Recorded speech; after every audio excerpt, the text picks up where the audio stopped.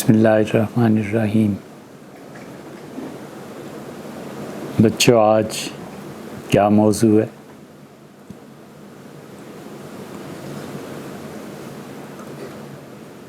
یہ دو چار چہرے نئے بھی نظر آ رہے ہیں، شاید یہ نئے آئے ہیں۔ اچھا ٹھیک، تو اے سی نہیں چل رہا؟ چل رہا ہے؟ اچھا بیٹے، آج کس موضوع پہ بات کرنا ہے؟ جی، مسدس حالی پڑھ رہے تھے، شاباش، یہ ہے نا بچے کا یاد رکھنا۔ اور ہم گفتگو کر رہے تھے حالی کے متعلق، اور پچھلی مرتبہ بلکہ ایک بات آپ بچے یہ یاد رکھیں، اور ہمیں بڑی خوشی ہو کہ ہم اگر کوئی ایسا لفظ، ایسا فقرہ بولیں جو آپ کی سمجھ میں نہ آئے تو آپ ہاتھ کھڑا کیجئے اور پوچھئے اور ہم سمجھائیں اور پھر آگے چلیں، ٹھیک ہے نا؟ آپ جب راستہ طے کرتے ہیں تو کتنا ہی اچھا گھوڑا کیوں نہ ہو، کتنا ہی تیز بھاگنے والا کیوں نہ ہو، گاڑی آپ کی کتنی خوبصورت اور اچھی کیوں نہ ہو، اور چلنے میں بالکل ٹھیک ہو، آپ ہمیشہ اسے بچاتے ہیں کھڈوں سے، جمپ سے، اور ہمیشہ اسے سنبھال کے رکھتے ہیں۔ بس ایسے ہی استاد تو گھوڑا ہوتا ہے، بھاگا چلا جا رہا ہے، بھاگا چلا جا رہا ہے، تقریر ہو رہی ہے، آپ کے لیے آگے کھڈا آ گیا، ایک لفظ مشکل آ گیا، آپ کی سمجھ میں نہیں آیا، تو اب آپ کو کیا کرنا چاہیے کہ اس گھوڑے کی لگام کو ذرا سا کھینچیں، ذرا سا پاؤں کہاں رکھیں؟ بریک پہ، اونچا بولو یار، بریک پہ رکھیں اور اس کو روکیں تاکہ آپ اس مشکل مرحلے کو عبور کر سکیں۔ اسی طرح ہم اگر کوئی لفظ بولیں جو آپ کی سمجھ میں نہیں ہے، علم میں نہیں ہے، تو آپ اس پہ ضرور ہاتھ کھڑا کریں تاکہ ہم رکیں۔ ہم جب پڑھتے تھے، شاید پڑھتے ہی ہوں گے، اس لیے کہتے ہیں بیٹے کہ کوئی علم ہمارے پاس ہے نہیں، تو ہمارے جو اساتذہ تھے نا، ان کے لیے پڑھانا دشوار ہو جاتا تھا، وہ جو نئی بات کرتے تھے ہم روک لیتے، جو نئی بات آئی روک لیا، بحث کی، دلائل دیے ادب اور احترام کے ساتھ، اور ہمارے اساتذہ کہتے تھے کہ اچھا اسے لا کے دکھاؤ، پھر ہم لائبریری جاتے تھے، پھر وہ الفاظ یا بحث یا واقعہ یا کوئی چیز نکالتے تھے، پھر ہم دکھاتے تھے کہ یہ چیز ہم نے احمدیت کے متعلق ملتان ختم نبوت میں پڑھا۔ ہمارے استاد تھے وہاں عبدالرحیم صاحب رحمۃ اللہ علیہ، بہت فاضل آدمی تھے۔ ایک مرتبہ، کئی مرتبہ ایسے ہوا کہ انہوں نے کوئی دلیل دی، ہم نے اس کے برعکس عرض کیا، انہوں نے کوئی دلیل دی، ہم نے یہ کہا حضرت یہ دلیل بنتی نہیں، تو ناراض ہوتے تھے، کہتے تھے اچھا لاؤ یہ کہاں لکھا ہے؟ تو ہم ختم نبوت کی لائبریری میں جاتے تھے اور کتاب نکال کے جو چیز بھی سامنے ہوتی تھی، رکھنی ہوتی تھی، وہ پیش کرتے تھے کہ حضرت یہ ہے ہمارا موقف، تو ہنستے تھے پھر۔ اور ایسے بھی ہوتا تھا، ایسے اساتذہ بھی تھے، جب ہم کوئی بات کرتے تھے تو وہ نقل کے ذریعے نہیں کہ فلاں کتاب میں اور فلاں کتاب میں، وہ عقلاً ایسی بات کرتے تھے کہ ہم زچ ہو جاتے تھے، چپ ہو جاتے تھے، اس لیے کہ بہرحال اللہ نے انہیں علم کی پختگی اور عقل کی بلندی سے سرفراز فرمایا تھا۔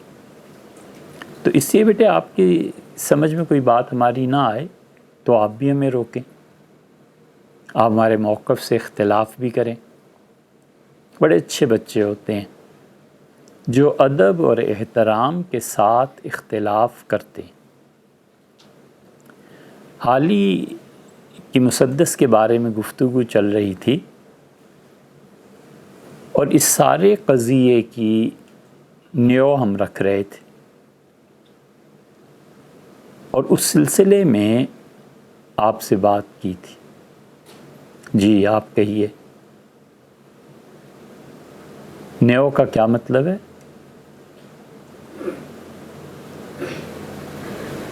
آپ میں سے کوئی بھی نہیں نہ سمجھا، اور پھر کسی نے ہاتھ بھی نہیں کھڑا کیا کہ نیو کا لفظ کیا ہے۔ نیو کا مطلب ہے بنیاد۔ جب بنیاد رکھی جا رہی تھی اس سارے قضیے کی، مولانا حالی نے اور پھر اس کے بعد جن لوگوں نے بھی ہندوستان میں مسلمان تہذیب کو اجاگر کیا، ہمیشہ بچوں تین چیزیں ہوتی ہیں جو کسی بھی قوم، ملک اور نئی تہذیب یا پرانی تہذیب کو جنم بھی دیتی ہیں، قائم بھی رکھتی ہیں اور غلبہ بھی پاتی۔ اقوام میں سب سے پہلی چیز تہذیب میں انسانی اخلاقیات ہے۔ اگر آپ چاہتے ہیں کہ آپ کی تہذیب باقی رہے، اگر آپ یہ چاہتے ہیں کہ آپ جو کچھ چاہتے ہیں دنیا میں وہ ہو، اور اگر آپ یہ چاہتے ہیں کہ دنیا میں مسلمانوں کا غلبہ ہو، تو سب سے پہلی چیز جس پہ آپ کو محنت اور کام کرنا ہے وہ اخلاقیات۔ جاہل آدمی بھی اس بات کا محتاج ہے کہ وہ اخلاقیات کو اجاگر کرے۔ تہذیبیں اپنے اخلاق کے ساتھ باقی رہتی۔ ایک جاہل آدمی ہے، اسے کچھ پتہ نہیں کہ تہذیب، شرافت، ثقافت یہ چیزیں کیسے معاشروں میں قائم ہوتی ہیں، لیکن وہ آپ سائیکل چلا رہے ہیں اور آپ کو خیال نہیں رہا، اور آپ نے پانی میں سائیکل گاڑی کو ڈالا اور اسی رفتار سے بھگاتے لے گئے، تو کیا ہوگا کہ پانی سے چھینٹے اڑیں گے۔ چھینٹا کس کو کہتے ہیں؟ قوت کی وجہ سے پانی کا اچھل کر کسی پہ جا پڑنا۔ اردو میں محاورہ بولتے ہیں، آپ کے ہاں چھینٹا پڑا کہ نہیں؟ کیا مطلب؟ بولیے۔ آپ کے ہاں؟ آپ کے اوپر چھینٹا کیسے پڑا؟ آپ ہمارے الفاظ پہ غور کیجئے۔ آپ کے ہاں چھینٹا پڑا کہ نہیں؟ گڈ۔ آپ کے ہاں بارش ہوئی یا نہیں؟ دیکھا؟ ہاں کا جو لفظ ہے نا، ہاں کا لفظ گاؤں، رہائش کی جگہ، جہاں آپ رہتے ہیں، اس معنی میں استعمال ہوا نا۔ تو اس لیے بیٹے آپ اندھا دھند سائیکل چلا رہے ہیں اور چھینٹا پڑا، اور وہ آدمی بالکل لکھا پڑھا نہیں ہے، اس نے کبھی اسکول جانے کی صبح دیکھی ہی نہیں ہے، اور آپ رکے اور آپ نے معذرت کی، آپ کا اخلاق ہے۔ آپ نے کہا مجھے افسوس ہے، آپ نے کہا انکل معاف کیجیے گا، آپ نے کہا کہ میں گاڑی تیز چلا رہا تھا۔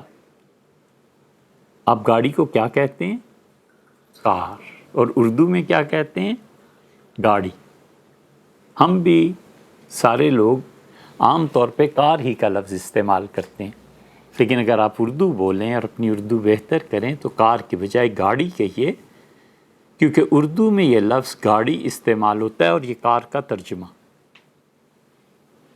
آپ نے کہا کہ ہمیں خیال نہیں رہا، اس نے کہا بیٹے کوئی بات نہیں۔ اس نے بھی اخلاقیات کا مظاہرہ کیا کہ اس نے آپ سے درگزر کیا، معاف کیا۔ اللہ تعالیٰ نے کہا ہے فمن عفا، اور جو شخص معاف کر دے، واصلح، اور صلح کر لے، صفائی کے ساتھ رہے، اس کے بعد اتنے حافظ بیٹھے ہو، فقد وقع اجرہ علی اللہ، اس کا اجر اللہ کے ذمہ رہا۔ اللہ نے ضروری قرار دیا کہ اس آدمی کو اجر دے گا۔ جب بھی نجی زندگی میں، ذاتی زندگی میں کوئی بھی آپ کے ساتھ زیادتی کرے، آپ کے ساتھ بری طرح پیش آئے، اسے ہمیشہ معاف کرنا ہے۔ اور قومی اور ملکی سطح پہ اور معاشرے کی سطح پہ اگر کوئی آدمی غلط کام کرتا ہے تو اس پہ نکیر بھی کرنی ہے۔ یہ نہیں ہے کہ ہم غافل ہیں۔ ایک آدمی غلط گاڑی پارک پہ جا رہا ہے اور آپ سے کچھ کہتے ہی نہیں، بڑے افسوس کی بات ہے بیٹے، آپ سے کہیے کہ بھیا اسے صحیح جگہ پہ پارک کریں، دیکھیں سب لوگوں کو آنے جانے میں تکلیف ہوگی۔ ایک بچہ، آپ کو پتہ ہے اسے کوئی بخار نہیں ہے اور جان چھڑا کر رضائی میں منہ دے کے سونے کا بہانہ کر کے لیٹا ہوا ہے، آپ کو معلوم ہے، تو بیٹے اس کے پاس جائیے، اس کے یہ دوست ایسے وقت ضائع نہیں کرتے، مجھے پتہ ہے آپ کو کوئی بخار نہیں ہے، چلیے میں بھی پڑھوں گا آپ بھی پڑھیے۔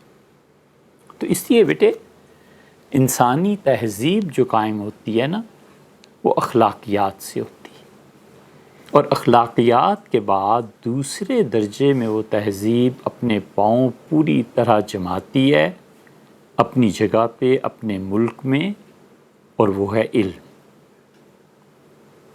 علم اور تحقیق سے انسان اٹھتے ہیں، علم اور تحقیق سے قومیں دوسری قوموں پر غلبہ پاتی۔ اخلاقیات تو آپ کے بس میں ہے نا، یہ آپ نے کہیں باہر سے تو نہیں لانا، کہیں خرید کے تو نہیں لانا کہ غصے پہ قابو کرنا 1,00,000 روپے میں ہوتا ہے تو لہٰذا میں اپنے غصے پہ قابو پاؤں 1,00,000 روپیہ خرچ ہو جائے گا۔ یہ تو نہیں ہوتا نا۔ مسکرانا، ہنسی سے کسی سے بات کرنا، اس پہ کتنے 1,000 روپے لگتے ہیں؟ کچھ بھی نہیں، بالکل ٹھیک ہے، کچھ بھی نہیں لگتا۔ حضور صلی اللہ علیہ وسلم نے فرمایا کہ تم اللہ کی راہ میں خرچ کرو، صدقہ کرو۔ ایک صحابی رضی اللہ عنہ نے کہا کہ اللہ کے رسول اگر کچھ نہ ہو کسی کے پاس تو کیا صدقہ کرے؟ آپ نے فرمایا اتنا بھی نہیں ہو سکتا کہ جب تم اپنے کسی بھائی سے ملو تو مسکرا کے ملو۔ اس مسکرا کر ملنے میں کتنے پیسے خرچ ہوتے ہیں؟ 10 روپے، 5 روپے؟ نہیں، یہ سب آپ کی اپنی چیز ہے۔ اور دوسری چیز ہے علم۔ علم کی بنیاد پر قومیں اٹھتی ہیں، تحقیق کی بنیاد پر قومیں اٹھتی ہیں۔ اس لیے بیٹے ہمیشہ تحقیق کیجیے، جستجو میں لگے رہیے۔ جو کام پچھلوں نے کیے ہیں ان کاموں میں بہت سی چیزیں ایسی رہ گئی ہیں جو بعد میں آنے والوں نے کرنی۔ اس وقت پوری مسلمان دنیا میں آپ خود سوچیں بیٹے، جو چیز سب سے زیادہ قوت اور طاقت کے ساتھ ابھر رہی ہے اور جس قوت نے بہت بظاہر مسلمانوں میں بے چینی پیدا کر رکھی ہے، اس ملک کا نام کیا ہے؟ امریکہ، USA، یونائٹڈ اسٹیٹس، امریکہ۔ افغانستان میں وہ آئے، جو کچھ ہوا، عراق میں وہ گئے، لیبیا میں وہ گئے، شام میں وہ گئے، ایران کے ساتھ ان کی کچھ بات چیت چل رہی ہے۔ امریکہ ہے کیا؟ جتنے دن ہم رہے اور جو کچھ بھی ذرہ برابر خدا کی توفیق سے پڑھا، کچھ نہیں ہے بیٹے امریکہ سوائے اس کے کہ دنیا میں سب سے اچھی تحقیق ہر میدان میں ان کے بچوں نے کی، بس پڑھے لکھے جانتے ہیں کہ کتنے کم خرچے میں کتنی زیادہ تباہی پھیلائی جا سکتی ہے، جانتے ہیں کہ پیسے کو کیسے استعمال کرنا ہے، جانتے ہیں کہ اس پیسے کو کس طرح نشو و نما دینا ہے، بڑھانا ہے، جانتے ہیں کہ اپنے بچوں پر کیسے محنت کرنی ہے۔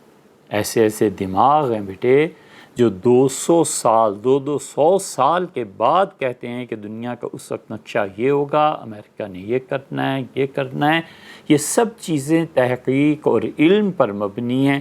علم اور تحقیق جو اصل راہ ہے وہ ہم نے کھوٹی کر دی، گنوا دی، اور ہم اس پہ پڑے ہوئے ہیں کہ امریکہ پہ لعنت اور فلاں پہ لعنت اور فلاں برا ہے، فلاں اچھا ہے۔ چھوڑو یار، تم اپنے جسم میں خود طاقت پیدا کرو۔ علامہ اقبال نے کتنی اچھی بات کہی ہے، ہو صداقت کے لیے جس دل میں مرنے کی تڑپ، ہو صداقت کے لیے جس دل میں مرنے کی تڑپ، پہلے اپنے پیکرے خاکی میں جاں پیدا کرے۔ جس شخص کو یہ بہت ہونا شوق، اور ہونا بھی چاہیے، کہ سچائی کا غلبہ اس دنیا میں کرنا ہے، طاقتیں سچ کے ساتھ جڑنی چاہیے، طاقتیں سچ کے ساتھ جٹ جانی چاہیے۔ جٹنا کیا ہوتا ہے؟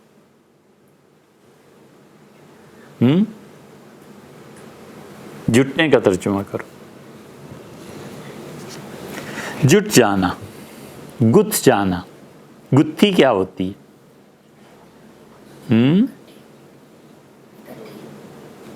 اچھا بولیے۔ گٹھی، اکٹھے۔ دیکھا بیٹے، یہ غلطی عام طور پہ لوگ کرتے ہیں۔ لوگ پڑھتے ہیں، لوگ کیا پڑھتے ہیں؟ غلط پڑھتے ہیں۔ اکٹھے ہیں، اکٹھے اصل میں لفظ ہے کھاٹ۔ کھاٹ پہ 2-4 آدمی جمع ہو جاتے ہیں، تو اس لیے یہ لفظ ہے اکٹھے، اور لوگ پڑھتے ہیں کھٹے۔ ٹھیک ہے، یہ 2 لفظ اردو ڈکشنری میں دیکھنا تو تمہیں پھر پتہ چلے گا کہ اصل لفظ کیا ہے۔ جٹ جانا، کسی چیز کے گرد جمع ہو جانا، جٹنا۔ فلاں شخص کی ابرو جٹی ہوئی ہے، کیا مطلب ہوا؟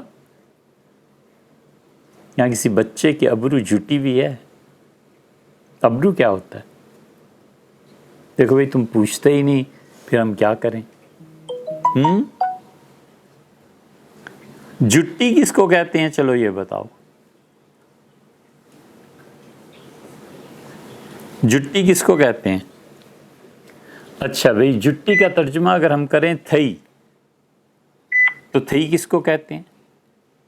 اردو زبان میں جٹی اور تھئی دونوں کا مطلب ایک ہے۔ جٹی اور تھئی کس کو کہتے ہیں؟ اچھا چلیے اس کو چھوڑیے، ایک تیسرا لفظ ہمیں بتائیے۔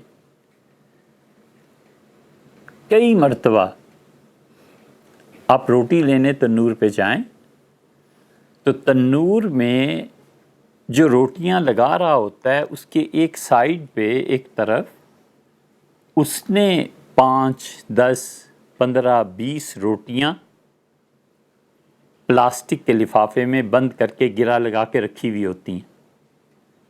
تو جب آپ بولیں گے کہ یہ ایک مجھے دے دو، تو کیا کہیں گے اس چیز کو؟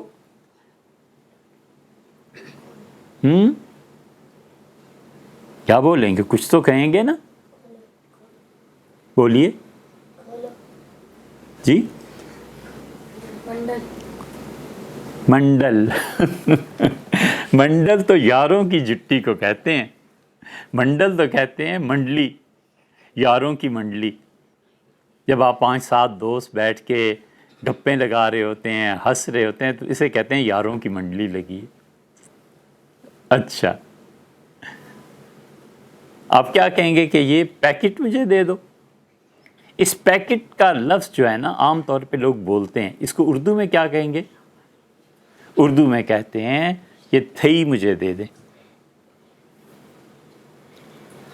یہ جٹی دے دیں، روٹیوں کی تھئی لگی ہوئی ہے اور تم کتنے کنجوس ہو، بانٹتے ہی نہیں ہو۔ اب سمجھ آئی؟ بہت سی روٹیاں جو اوپر نیچے پڑی ہوئی ہوتی ہیں، اس بنڈل کو تھئی، جٹی کیوں بولتے ہیں؟ اور جٹی ابرو کیا ہوتی ہے؟ جٹی ابرو کبھی کبھی غور کیجئے تو بعض لوگ ہوتے ہیں بیٹے، یہ بھووں کے جو بال ہیں نا ان کے بالکل بہت گھنے ایک دوسرے کے ساتھ پیوست ہوتے ہیں، اس کو کہتے ہیں کہ اس کی ابرو جٹی بھی ہے، یعنی پیوست ہے۔ ٹھیک ہے؟ تو بات تو ہم کر رہے تھے کہ تہذیبیں کیسے وجود پذیر ہوتی ہیں۔ ایک شعر تھوڑا سا یاد آ رہا ہے، مثنوی میں کسی نے لکھی ہے اور اس نے کہا کہ وہ جٹی بھویں اور وہ ترچھی نگاہ، وہ جٹی بھویں اور وہ ترچھی نگاہ، وہ مژگاں کی شوخی، وہ پتلی سیاہ۔ اس نے صفت بیان کی کسی کی بھی محبت کی وجہ سے کہ جو میرا دوست ہے اس کی جٹی بھویں بہت سیاہ، بہت ایک سے ایک بال باریکی کے ساتھ ملا ہوا، اور وہ ترچھی نگاہ، اور اس کے دیکھنے کا انداز، مر جائے آدمی۔ کیا بات ہے، کیا کمال ہے! یہ سب فقرے تعریف میں استعمال ہوتے ہیں۔ وہ مژگاں کی شوخی، مژگاں کسے کہتے ہیں؟ پلکیں۔ بعض بچوں کی پلکیں لمبی ہوتی ہیں نا، وہ ایک بیٹھا ہوتا تھا یہاں بھی، کہاں گیا، اس کی پلکیں لمبی ہیں۔ وہ مژگاں کی شوخی، لمبی پلکیں، وہ ترچھی نگاہ، نظر کی تعریف، اور مژگاں، وہ مژگاں کی شوخی، وہ پتلی سیاہ۔ اور اس سارے نقشے میں جو چیز اصل ہے وہ اس کے آنکھ کی پتلی ہے، اور پتلی قدرتی طور پہ سیاہ۔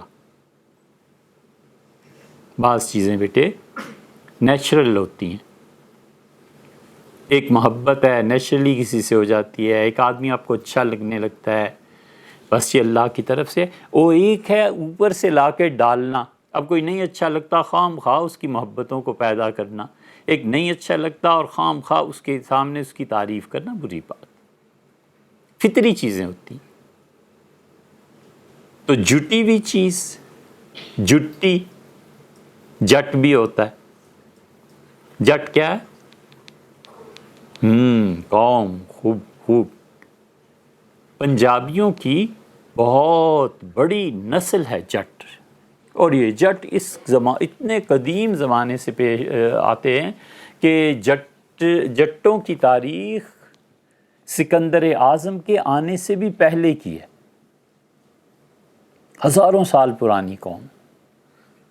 یہ لمبے قد، یہ اتنے لمبے لمبے ان کے ہاتھ اور پاؤں، دیکھیں جٹ۔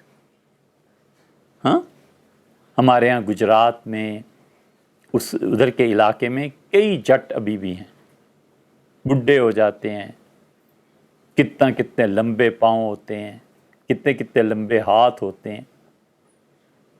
حضور صلی اللہ علیہ وسلم نے فرمایا کہ جب میں معراج میں گیا تو مجھ سے جبریل نے کہا کہ سلم علیہ، آپ سلام کیجئے، ابو کا آدم، آپ کے والد آدم علیہ السلام ہے۔ تو 2 آدمیوں کے بارے میں آپ نے کہا جب انہوں نے سلام کیا، ہاتھ ملایا، اور اسی طرح موسیٰ علیہ السلام کے متعلق بھی انہوں نے کہا کہ سلام کیجئے، یہ آپ کے بھائی حضرت موسیٰ علیہ السلام ہیں، تو میں نے جب ہاتھ ملایا اور ان کو دیکھا تو کأنہما من قوم الضت، مجھے ایسے لگا جیسے جٹوں کے قبیلے سے۔ جیسے پنجابی جٹ، لمبے اونچے قد کے، بڑے بڑے ہاتھ پاؤں، تو حضور صلی اللہ علیہ وسلم نے ان دونوں کے متعلق کہا کہ مجھے ایسے لگا جیسے جٹ۔ حضور صلی اللہ علیہ وسلم نے جٹ کہاں دیکھے تھے؟ تو یہاں نہیں آئے ہندوستان میں، کبھی پاکستان بھی نہیں تشریف لائے۔ اصل میں عمان میں ایک میلہ ہوا کرتا تھا، عمان کے میلے میں بہت تاجر اپنی چیزیں لے جاتے تھے، چین والے بھی وہاں آیا کرتے تھے، ہندوستانی تاجر بھی جایا کرتے تھے۔ تو جو عمان کے میلے میں شرکت کرتے تھے نا، وہاں لوگ ایک دوسرے کو دیکھتے تھے۔ چین والے اپنی مصنوعات لے کے جاتے تھے، ہندوستان والے اپنی مصنوعات لے کے جاتے تھے۔ ہندوستان میں سب سے اچھی چیز جو یہ لے کے جاتے تھے تلوار تھی، اور اس کی کاٹ تھی، اس کی دھار تھی۔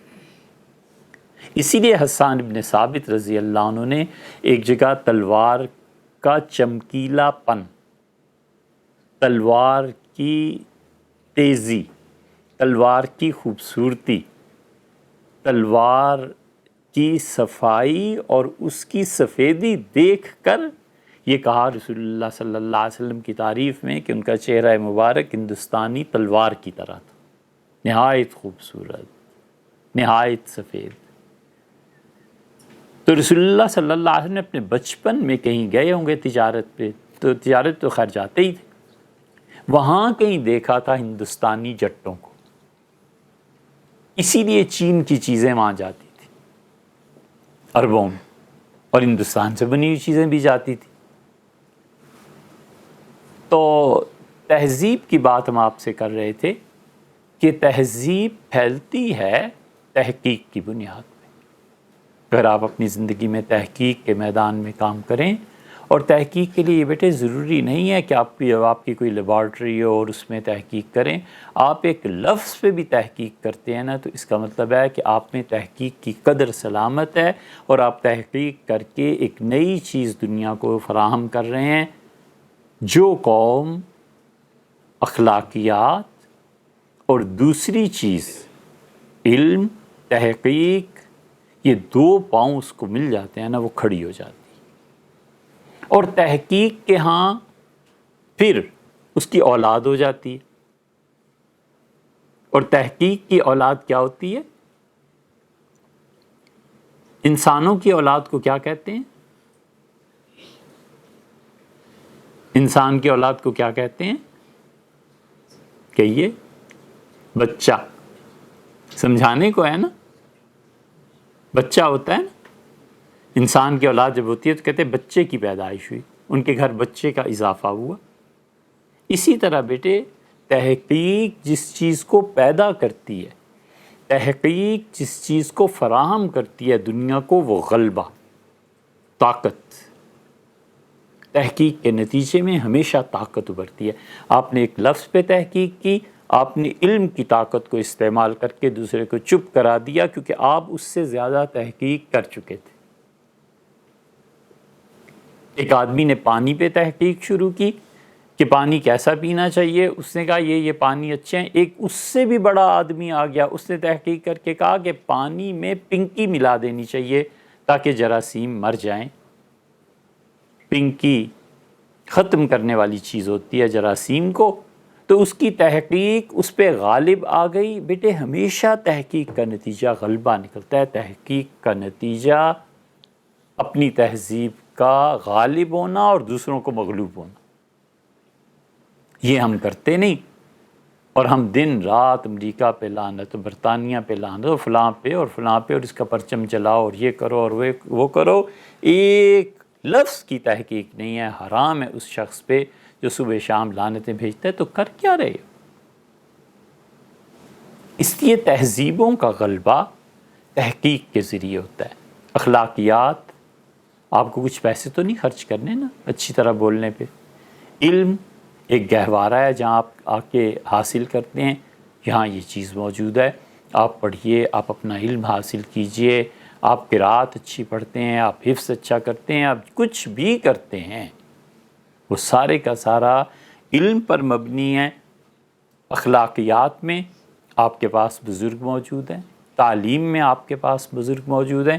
ہمیں خیال آیا کہ ہم آپ کو ایک بات سکھائیں۔ کون بچہ اسے غور سے سنے گا؟ سب؟ اچھا، مسلمانوں میں جو اخلاقیات تھیں، کسی نے یرفع رحمۃ اللہ علیہ سے پوچھا کہ تمہارے صاحب کیسے تھے، اور پوچھا اس نے اس شخص سے جو خاص طور پہ خلافت کے دور میں سیدنا عمر رضی اللہ عنہ کے ساتھ رہا تھا۔ اس نے کہا تم مجھ سے امیر المومنین کا پوچھتے ہو، میں نے ان کے ساتھ کتنے سال گزارے۔ پھر وہ رونے لگا اور اسے کہا مت پوچھ، وہ کتنی عظیم ہستی تھی۔ اس میں چلتے چلتے وہ کہتا ہے کہ ما یتلبس طعامہ بیدہ ولا بفمہ، کبھی بھی امیر المومنین نے کھانا جب کھایا ہے تو ان کے ناخن سالن میں نہیں ڈوبے، اور نہ ان کے ہونٹ سالن اس سے ظاہر ہوا۔ اب بچے کھانا کھاتے ہیں نا، اوفو کتنے لتھڑ جاتی ہیں انگلیاں، کتنی لتھڑ جاتی ہیں، کتنے لتھڑ جاتے ہیں یہ پورے۔ سیدنا عمر رضی اللہ عنہ کو لکھا ہے کہ ما یتلبس، کبھی نہیں ایسے ہوا کہ ان کی انگلیوں کے پور کھانے کے ساتھ مس ہو گئے، یعنی روٹی لی، پکڑی، اس کا نوالا بنایا، ٹکڑا روٹی کا کاٹا اصل روٹی سے، اور اسے ڈبو کے کھایا ہے۔ تو ڈبونے میں انگلیوں کے درمیان اور جو چیز کھائی جا رہی ہے اس کے درمیان فاصلہ رہا، ذرا سا فاصلہ، انگلیاں خراب نہیں کی۔ آپ لوگ کیسی بات کرتے ہیں؟ وہ چاول کھانے والا لطیفہ یاد ہے نا؟ کیا انہوں نے فرمایا میں پاؤں سے کھا رہا ہوں؟ وہ لطیفہ اسی لیے آپ کو سنایا تھا کہ آپ کو کھانے کی تہذیب آنی چاہیے بیٹے، کبھی بھی ناخن اور انگلیاں سالن کے ساتھ نہیں ملاتے، سالن میں نہیں ڈبوتے۔ اسی لیے حضور صلی اللہ علیہ وسلم ہمیشہ چھوٹا لقمہ لیا کرتے تھے، چھوٹے چھوٹے لقمے لیتے تھے اور دیر تک کھاتے رہتے تھے، تاکہ آپ کے ساتھ جو مہمان بیٹھا ہوا ہے وہ جتنا چاہے کھا لے۔ یہ رسول اللہ صلی اللہ علیہ وسلم کی عادات طیبہ میں سے تھا کہ آرام آرام سے کھاتے تھے۔ اور اسی طرح بیٹے کھانے میں کیا چیز اصل ہے؟ ہم 5 چیزوں کا نام دیتے ہیں، آپ بتائیے کھانا اصل میں ہے کیا؟ چائے یا قہوہ، 1، پانی، 2، پھل، 3، چلیے اور بڑھا لیتے ہیں، مٹھائی، 4، یہ کھانا ہے، روٹی، سالن۔ اصل چیز ایک بتائیے، ان 6 میں سے اصل ایک چیز کیا ہے؟ چائے اصل ہے نا، کیونکہ اس سے پیٹ بھر جاتا ہے، بھوک مر جاتی ہے۔ نہیں؟ اچھا چلو، روٹی اصل ہے، روٹی اصل ہے۔ انسان میں اللہ نے اتنی صلاحیتیں رکھی ہیں کہ کہتے ہیں حضرت آدم علیہ السلام کو جنت سے اس لیے نکالا گیا کہ انہوں نے گندم کھا لی تھی، ایسی قصہ مشہور ہے۔ عیسائیوں میں یہ ہے کہ وہ زیتون انجیر کھا لی تھی، جو کچھ کھایا تھا انہوں نے اللہ ہی بہتر جانتا ہے، ہم نہیں جانتے۔ لیکن جس آدم علیہ السلام کو جنت سے نکالا گیا تھا، اس آدم علیہ السلام کے بیٹوں نے اللہ کو دکھایا کہ تیری دنیا میں ہم نے اپنی ایک اور جنت بنا لی، تو شب آفریدی چراغ آفریدم، تو نے رات تاریکی ہم نے چراغ بنا لی، ہم نے روشنی اٹھا دی۔ علامہ اقبال نے یہ لکھا ہے، پڑھیے گا آپ اس کو، بڑی دلچسپ چیز ہے، لیکن آپ فارسی پڑھیں تو تب نا۔ اصل چیز کیا ہے کھانے میں؟ روٹی اصل ہے بیٹے۔ اس گندم سے طاقت آتی ہے انسان کے جسم میں، دماغ کو قوت ملتی ہے، انسان کھا سکتا ہے۔ ہمارے ہاں بچوں نے الٹا کام کر لیا ہے کہ سالن کو اصل بنا لیا ہے، سالن کھاتے ہیں دبا کے، بہت زیادہ شوربہ پی لیتے ہیں، اور روٹی وہیں رہ جاتی. جو اصل چیز تھی روٹی وہ چھوڑ دی اور سالن کو کھانا بنا لیا. نتیجہ اس کا یہ نکلتا ہے کہ مختلف بیماریوں میں مبتلا ہو جاتی. ہمیشہ بیٹے روٹی، اسی لیے روٹی اصل تھی، اس کو پیاز کے ساتھ لوگ کھا لیا کرتے تھے. آپ کو یہاں خالص گندم کی روٹی ملتی ہے، چکی بھی یہاں اسی لیے لگوائی ہے کہ آپ اصل روٹی کھائیں، اصل گندم آپ کھائیں. تو اس روٹی کے ساتھ بہت کافی ہو جاتا تھا لوگوں کو. لسی کے ساتھ کھا لی، پیاز کے ساتھ کھا لی، آم کے ساتھ کھا لی، اور بتائیے، اچار کے ساتھ کھا لی، چٹنی کے ساتھ کھا لی. روٹی اصل تھی. گڑ کے ساتھ کھا لی.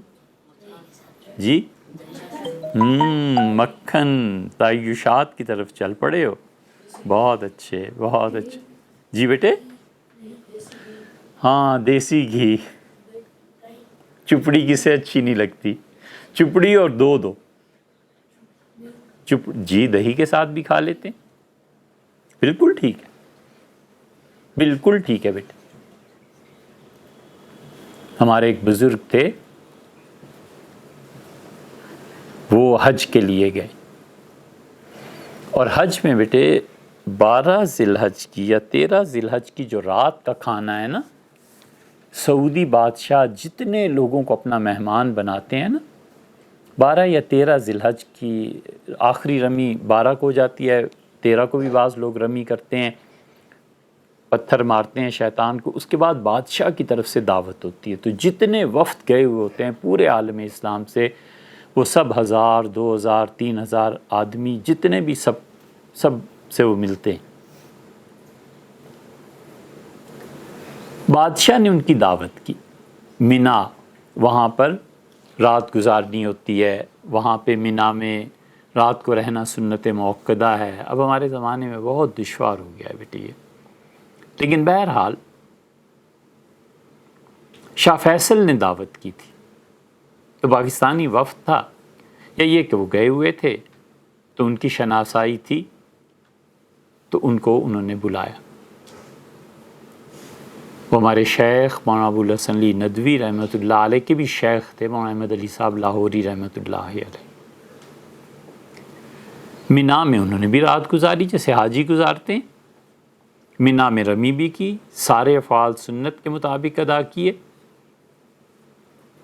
اتنے بیٹے وہ کھانے میں محتاط تھے کہ بادشاہ کی دعوت میں گئے، اور جب کھانے چنے گئے، ٹیبل پہ سجائے گئے، تو ہر ایک نے کھانا شروع کیا، اور انہوں نے اپنی پوٹلی اٹھائی اور کھولی، اور سوکھی روٹی تھی اسے کسی چیز کے ساتھ کھانا شروع کیا. بسم اللہ پڑھی اور کھا رہے ہیں. بادشاہ کا کھانا نہیں کھایا. اور اس کے بعد جب مسافے کی باری آئی تو انہوں نے پوری قوت سے شاہ فیصل کا ہاتھ پکڑ لیا، اور انہوں نے کہا کہ خص اللہ تعالی هذه الایام بذکرہ. اللہ نے مینا کے متعلق قرآن میں کہا ہے کہ جب تم مینا میں آؤ تو اللہ کو یاد کرو، اور یہاں موسیقی بجتی ہے.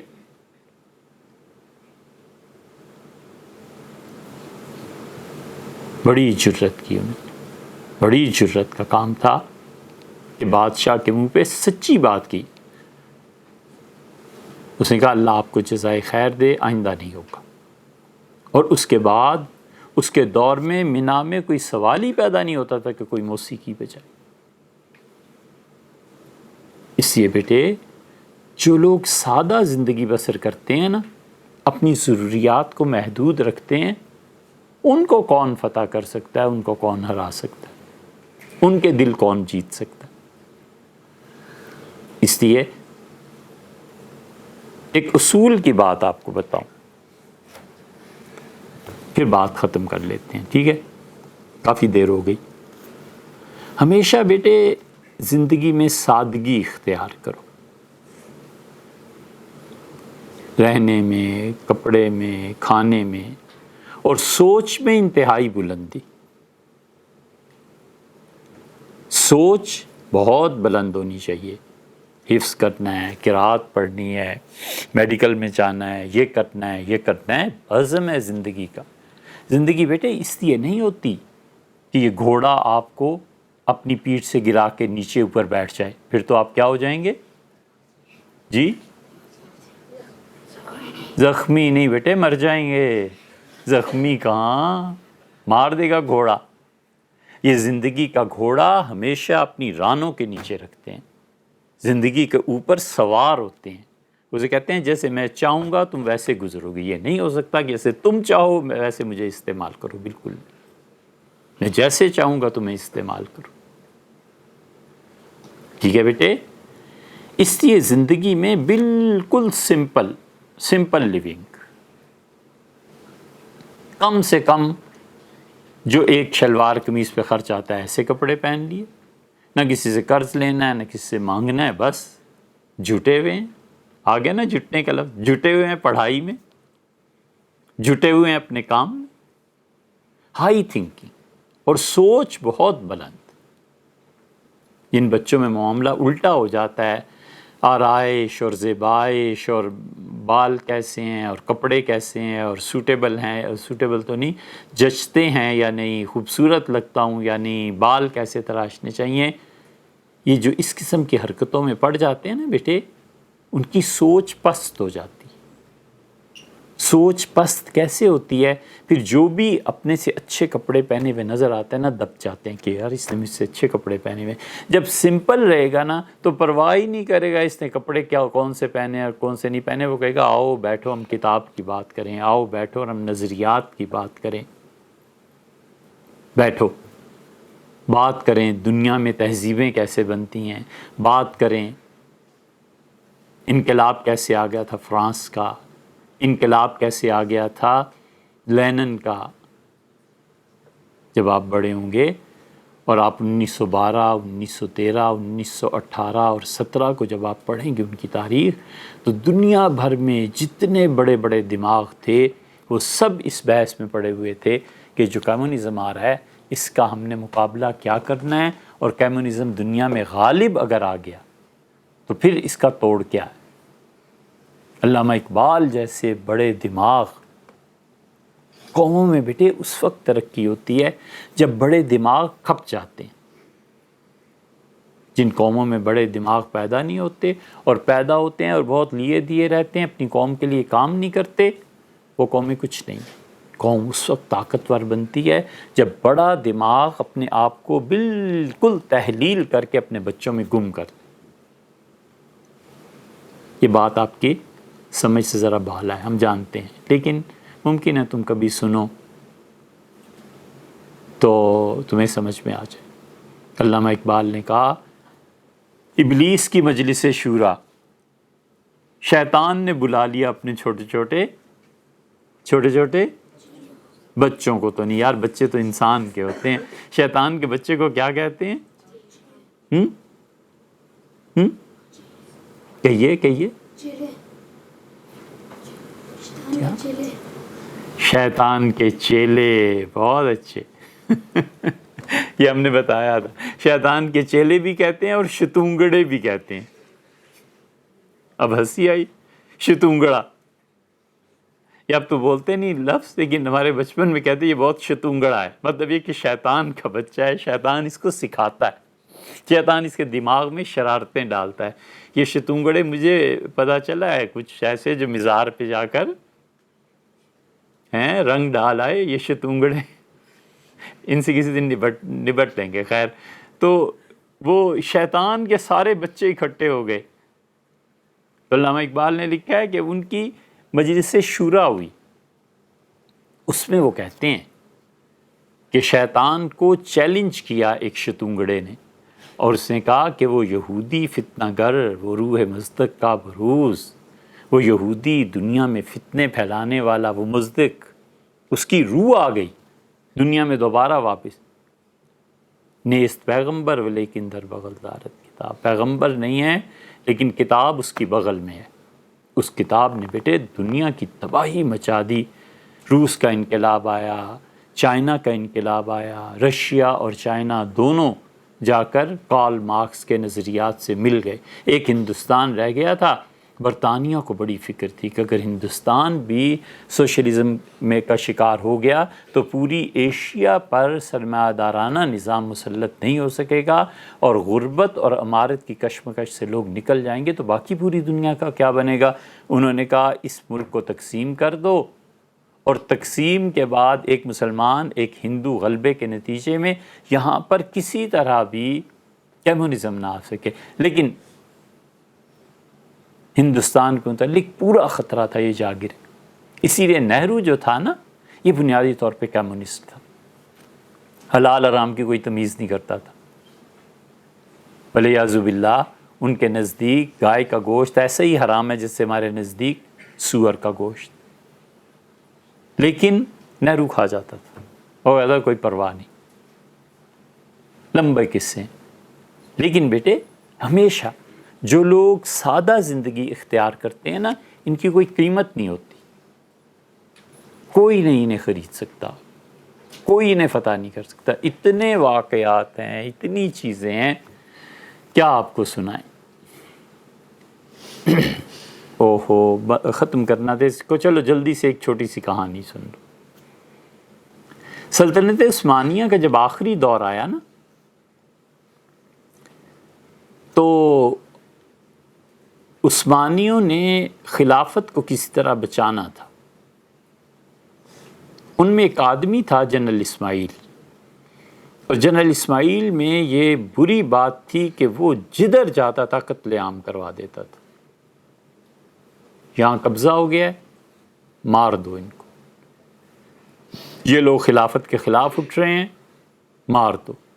بھئی تم سنو تو صحیح، مسئلہ کیا ہے، حل کرو اسے۔ مسائل ہمیشہ بیٹے ایک دوسرے سے گفتگو کرنے سے حل ہوتے ہیں۔ جبر اور تشدد یہ کبھی بھی حل نہیں ہوتا قوموں کے مسائل کا۔ جبر صرف اللہ کو روا ہے، بس وہ ذات کرے بالکل ٹھیک ہے۔ وہ جبر ہوتا ہے نا، جیسے آپ ہم پیدا ہوئے تو ہم اپنے اختیار سے تھوڑے ہی پیدا ہوئے تھے، اپنے اختیار سے تھوڑی ہی کہا تھا کہ میرا رنگ ذرا گورا کر دیجیے گا۔ یہ جبر ہے قدرت کا۔ زلزلہ آ جاتا ہے، یہ قدرت کا جبر ہے۔ سیلاب آ جاتا ہے، یہ قدرت کا جبر ہے۔ یہ جبر اللہ کے ہاں بڑے معنی رکھتا ہے۔